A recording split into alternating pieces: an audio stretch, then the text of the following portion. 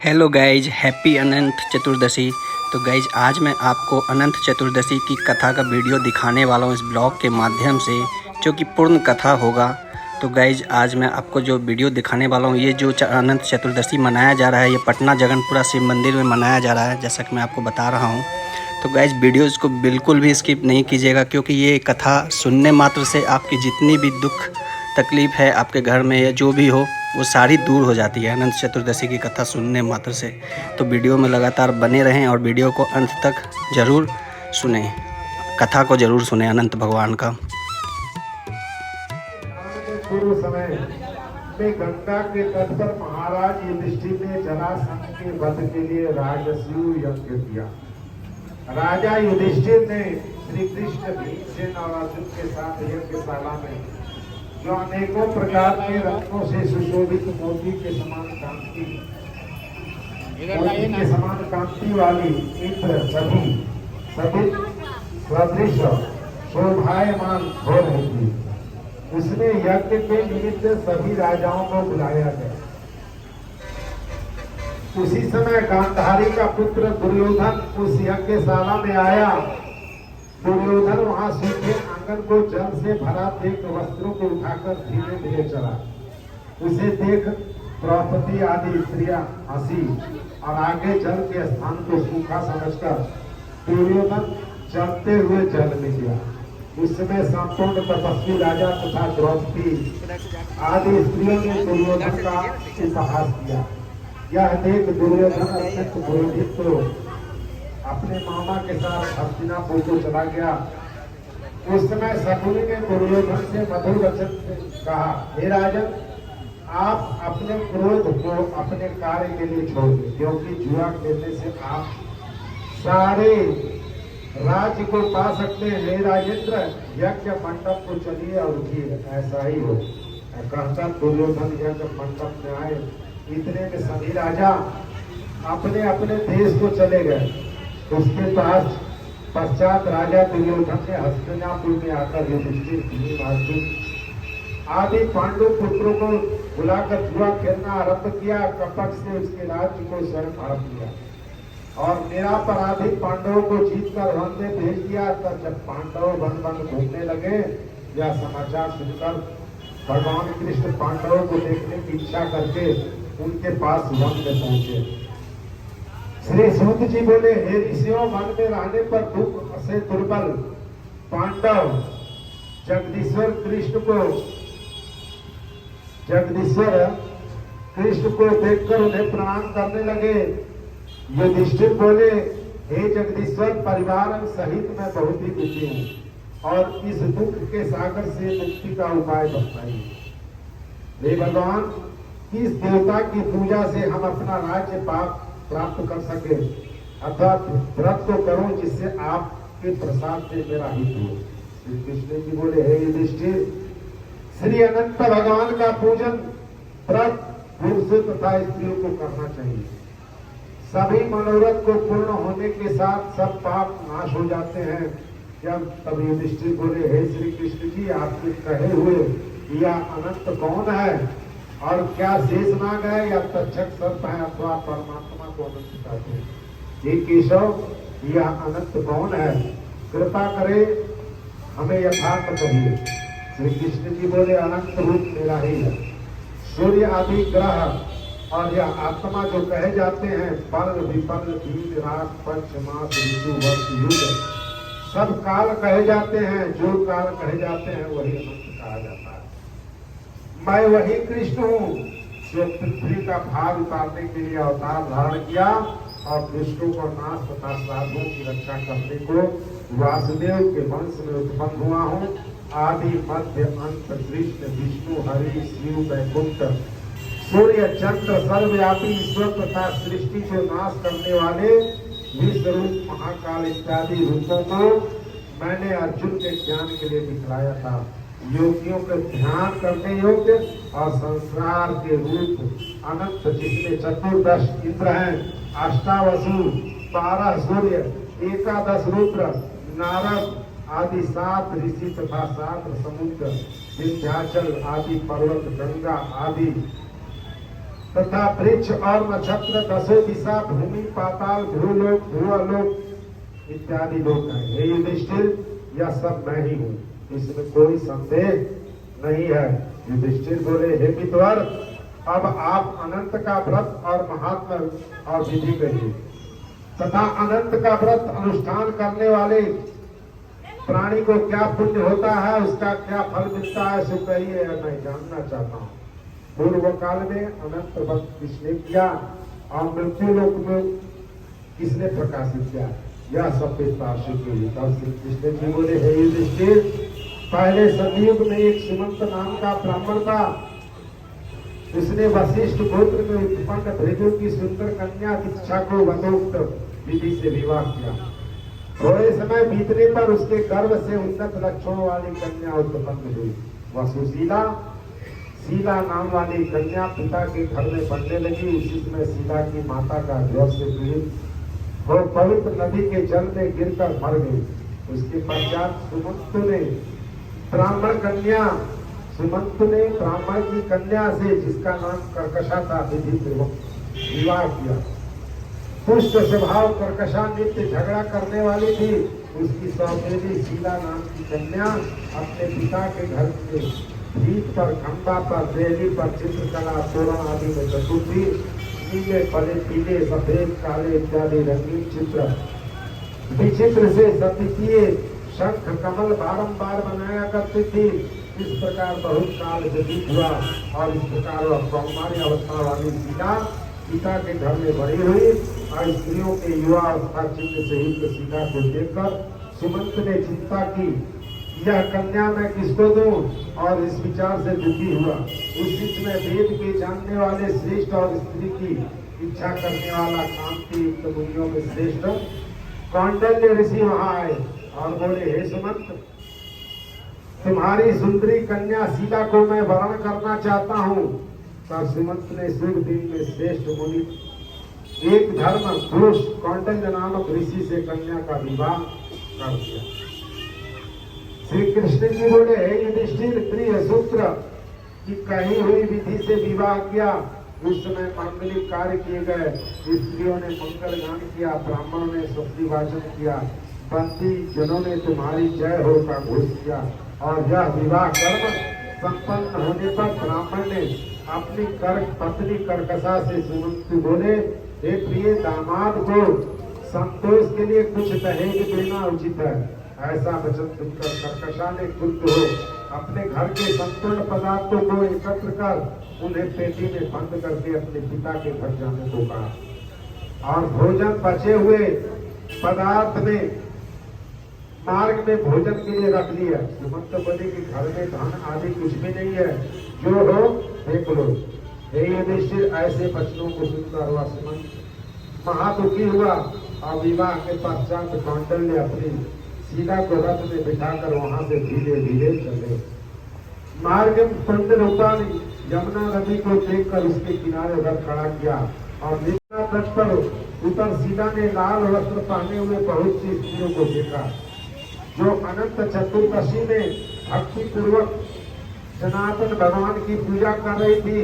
उन स्त्रियों के समीप जाकर धीरे से शीला बोली, हे पूछा, हे भार्याओं, कृपा करके मुझसे कहो कि आप किसका व्रत कर रही हो और इस व्रत का क्या नाम है। शीलवती सुशीला ऐसे बच्चों को सुनकर संपूर्ण स्त्रियां बोली, हे शीला, इसका नाम अनंत व्रत है और इस व्रत के अनंत देव की पूजा की जाती है। यह वचन सुनकर सीता बोली, मैं इस उत्तम व्रत को करूंगी और स्त्रियों से पूछा कि इस व्रत का विधान क्या है, इसमें क्या दान आदि होगा और किस देवता की पूजा की जाती है। इसके यह वचन सुनकर सब स्त्रियां बोली, हे शीला, अच्छे अनंत का एक शेर मालपुआ, अच्छे अन्न का एक शेर मालपुआ बनावे, जिसमें आधा भाग ब्राह्मणों को दक्षिणा में दे, किसी नदी के किनारे अनंत की पूजा करे, उषा का शेष नाग बनाकर बांस की टोकरी में स्थापित करे, फिर उस शेष का आवाहन कर प्राण प्रतिष्ठा स्नान करावे, वेदी पर चंदन, धूप, दीप, नैवेद्य, बहुत प्रकार के पकवानों और उनकी पूजा करे और उस शेष के आगे कुमकुम से रख कर उसमें 14 गांठ लगाकर उस डोरे का पूजन कर पुरुष अपने दाहिने हाथ में बांधे और स्त्रियां अपने बाएं हाथ में बांधते समय यह मंत्र पढ़े, हे वासुदेव इस संसार रूपी सागर में डूबते हुए मेरा उद्धार करें। ऐसा श्री अनंत सूत्र है, उसके लिए मेरा नमस्कार है। तदंतर सूत्र को हाथ में बांधकर अनंत की इस कथा को सुने और संसार रूपी नारायण अनंत का ध्यान करें। और हे सीता, इस प्रकार हमने तुमसे इस व्रत का विधान कहा है। श्री कृष्ण जी बोले, हे युधिष्ठिर, उस समय सीता ने स्त्रियों के ऐसे वचन को सुनकर अति आनंद को प्राप्त हुआ और 14 ग्रंथि डोरा बांधकर इस व्रत को किया। मार्ग के अर्थ जो भोजन आदि दिया गया, आधा ब्राह्मण को खिलाया, शेष आप दोनों भोजन कर आनंद से पति के साथ बैलगाड़ी में बैठकर घर चले गए। उस समय से सीता का व्रत का प्रभाव मालूम हुआ। अब अनंत का व्रत करने से गौ धन लक्ष्मी सब इसका घर परिपूर्ण हो गया।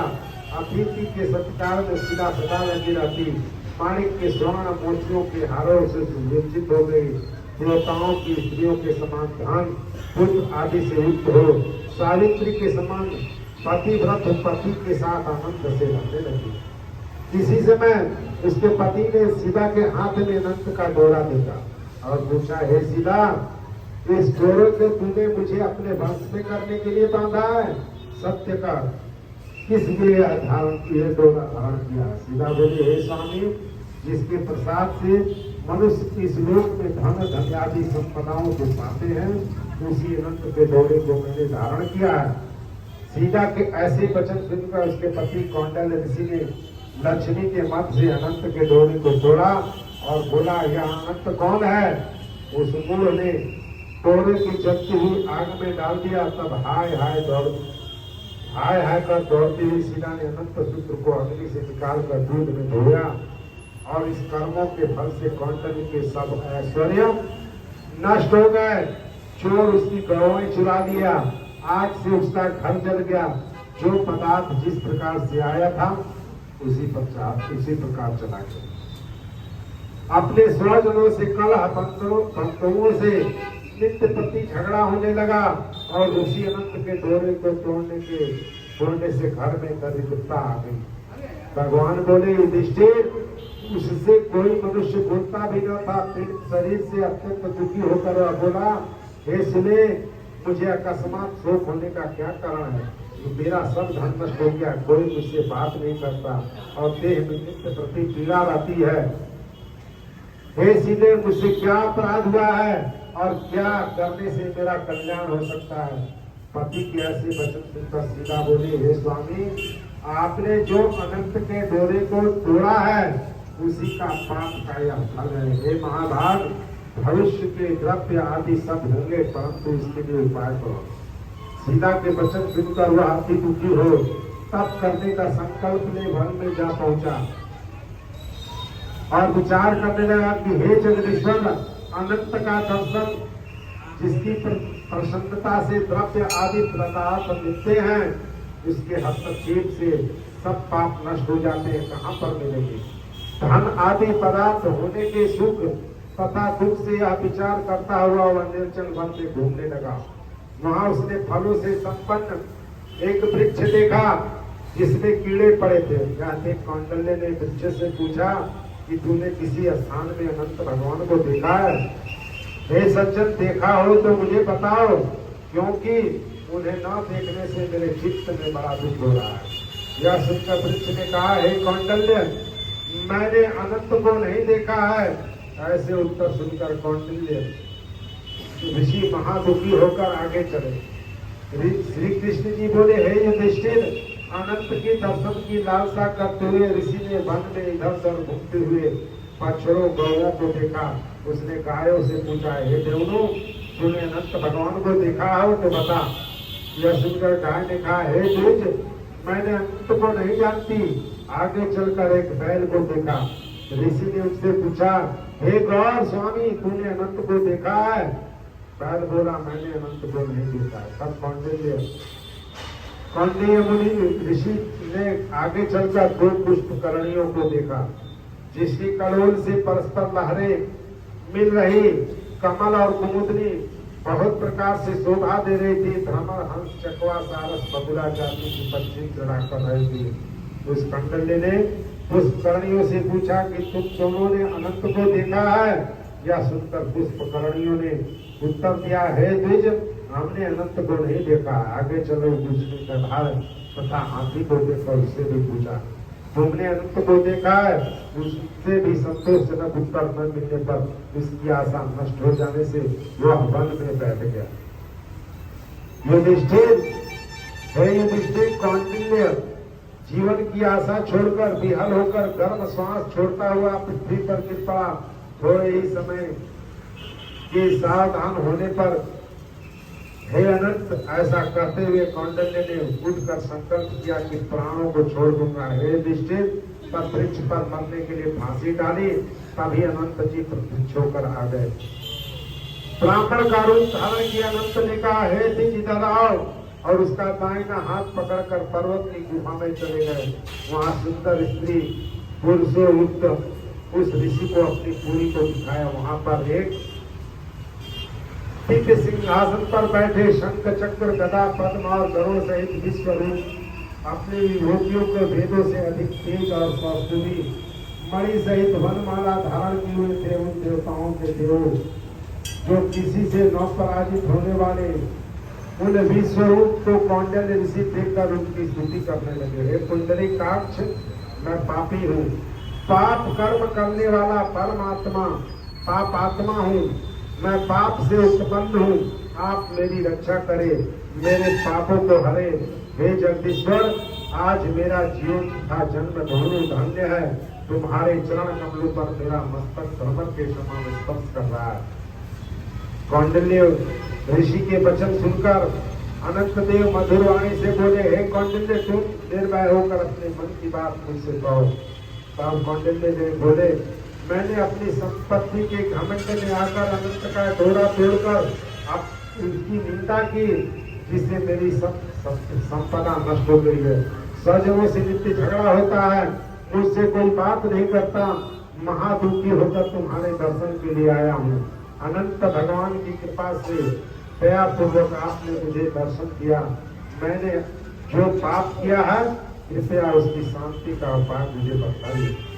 श्री कृष्ण जी बोले, हे युधिष्ठिर, भक्ति से संतुष्ट होकर अनंत देव क्या ना देवे। अनंत भगवान बोले, हे कौंडिन्य, विलंब मत कर, अपने घर जा और चतुर्दश वर्ष तक भक्ति पूर्वक अनंत का व्रत कर।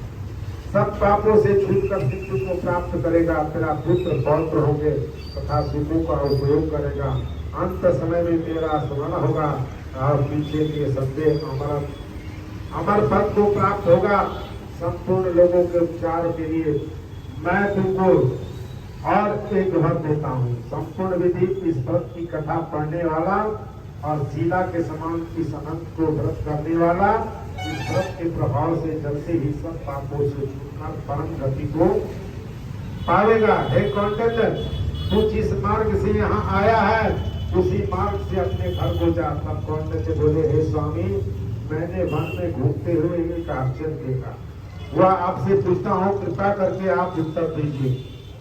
जो आम, वृक्ष, गौ, बैल, कमल आदि से शोभायमान पुष्पकर्णी और हाथी, हे देव, यह सब कौन है? आप इन सूत्रों का वृत्तांत मुझसे कहिए। तब अनंत जी बोले, हे कौंडिन्य, आम का वृक्ष पूर्व जन्म का विद्वान ब्राह्मण था, जो विद्यार्थियों को विद्या दान देने न देने के कारण अधिक हुआ। वह गौ पृथ्वी है, उसने पूर्व जन्म में बीज को चुराया। और वह बैल धर्म है, धर्म और अधर्म के कारण वह दोनों पुष्पकर्णी हुई है। पूर्व जन्म में कोई ब्राह्मण जाति की दोनों भगिनी थी जो धर्म करती थी, पर वह परस्पर करती थी। और उन्होंने ब्राह्मणों, अतिथियों, दुर्बलों को कुछ भी भोजन आदि पदार्थ नहीं दिया, याचकों की भिक्षा नहीं दी। उस पाप कर्म से परस्पर लहरें और जल एकत्र होते थे। वह गाधा क्रोध, वह हाथी मद और वृक्ष ब्राह्मण है। मैं अनंत हूँ और यह कंकरा संसार है। इस तरह कहकर अनंत जी अंतर ध्यान हो गए। यह चरित्र कौंडल्य स्वप्न समान देखकर अपने घर आए और श्री कृष्ण जी से बोले, हे युधिष्ठिर। श्री कृष्ण जी बोले, हे युधिष्ठिर, कौंडल्य ऋषि ने चतुर्दश 14 वर्ष तक अनंत का व्रत किया और अनंत के कहे अनुसार सुख भोगकर अंत में अनंत का स्मरण करते हुए अनंत दूर को चला गया। हे युधिष्ठिर, इस प्रकार तुम भी कथा सुनो और चतुर्दश वर्ष तक अनंत व्रत करो। जैसे कौंडल्य ने अनंत देव के कहे अनुसार फल को प्राप्त किया, वैसे भी तू भी संपूर्ण मनोरथ को प्राप्त करेगा। आख्यान से व्रत करने से एक ही वर्ष में मनोरथ को पूर्ण होगा, फल प्राप्त होगा। हे युधिष्ठिर, यह व्रत मैंने आपको सुनाया है और इस व्रत करने से मनुष्य सब पापों से छूट जाता है, इसमें कोई संशय नहीं है। जो कथा सुनते हैं वो पापों से छूटकर अनंत लोक को प्राप्त करते हैं। हे कुरु कुलोदय भव, जो कोई शुद्ध चित्त वाले मनुष्य इस संसार सागर में सुख पूर्वक विहार करना चाहते हैं, त्रिभुवन के स्वामी अनंत भगवान का पूजन करके दाहिने हाथ में सुंदर अनंत देव चतुर्दश ग्रंथि वाला डोरा अवश्य बने। बोले वृंदावन बिहारी लाल की जय। अच्छा देख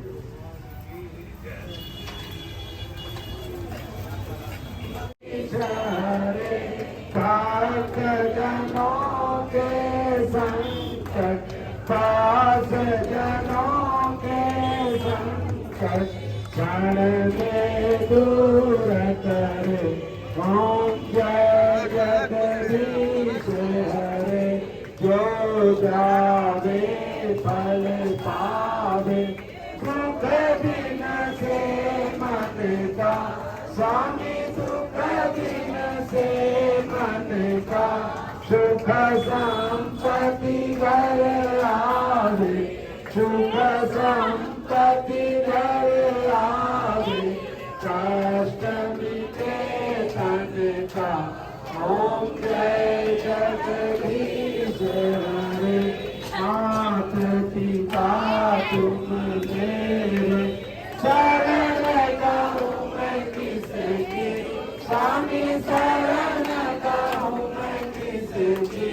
तुम बिन और न दूजा, प्रभु बिन और न दूजा। आस करूँ मैं किसकी। ओम जय जगदीश हरे, तुम पूरण कर तुम अंतर्यामी हो स्वामी, तुम अंतर्यामी। पार ब्रह्म परमेश्वर, पार ब्रह्म परमेश्वर, तुम सबके स्वामी। ओम जय जगदीश हरे, तुम करुणा के सागर, तुम पालन करता। स्वामी तुम पालन करता। मैं मूर्ख फलकारी, मैं सेवक तुम स्वामी। कृपा करो बरता। ओम जय जगदीश हरे, तुम हो एक जर सबके प्राणपति, स्वामी सबके प्राणपति।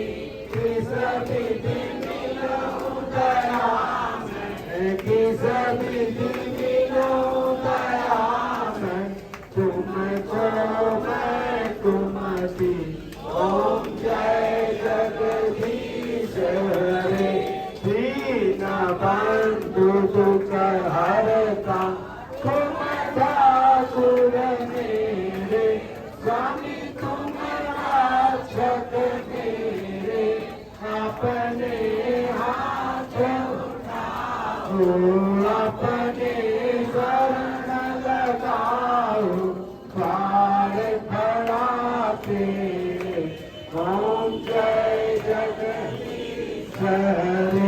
विषय विकार निधाओ पाप हरो देवा स्वामी पाप हरो देवा श्रद्धा भक्ति बढ़ाओ श्रद्धा भक्ति बढ़ाओ संतन की सेवा ओम जय जगदीश हरे तन मन धन ये कुछ है तेरा स्वामी सब कुछ है तेरा तेरा तुझको अर्पण तेरा तुझको अर्पण जाला के तेरा ओम जय जगदीश हरे ओम जय